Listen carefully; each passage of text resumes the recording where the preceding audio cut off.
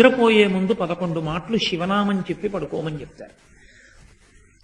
తెల్లవారి నిద్ర లేచేటప్పుడు మీరు పరమశివ భక్తులైనా సరే, మీ కులదేవత పార్వతీ పరమేశ్వరులైనా సరే, శివ అంటూ లేవడాన్ని శాస్త్రం అంగీకరించదు.